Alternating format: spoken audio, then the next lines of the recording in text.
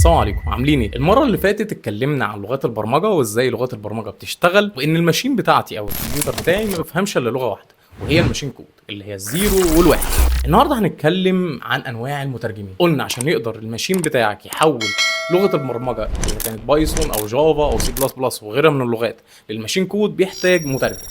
المترجمين دول او انواع ادوات الترجمه دي بتنقسم الى نوعين: كومبايلر وانتربريتور.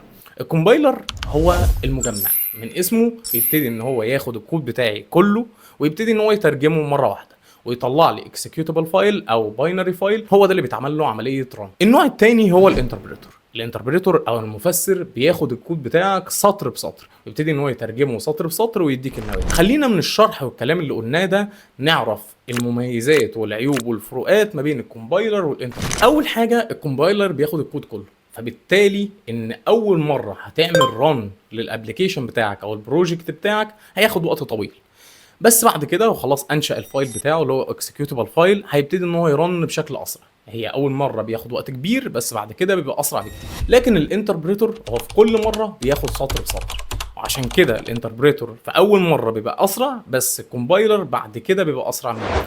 تاني نقطه اكتشاف الاخطاء. خلينا نرجع للقصه بتاعتنا بتاعت صينيه المكرونه. قلنا ان صينيه المكرونه بتاعتي طلعت معجنه في الاخر وما اتاكلتش او اتاكلت، يعني غصبنا على نفسنا واتاكلت. دلوقتي انا عايز اعرف في انهي مرحله حصل المشكله اللي طلعت صينيه المكرونه بالشكل ده.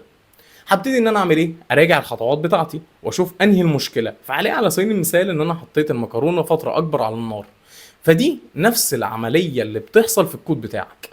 الكومبايلر او الانتربريتور بيبتدي ان هو يراجع الاكواد بتاعتك ويقول لك ان الخطا في السطر رقم كذا. فبالتالي الكومبايلر اللي بياخد الكود مره واحده ويطلع لك الناتج مره واحده هيطلع لك الاخطاء كلها مره واحده، لكن الانتربريتور احسن في تتبع الاخطاء. فلما يجي هيبتدي ان هو يرن سطر بسطر لغايه ما يجي الخطا يقول لك الخطا في السطر رقم كذا. زائد ان هو بيسهل عليك عمليه الديباجنج.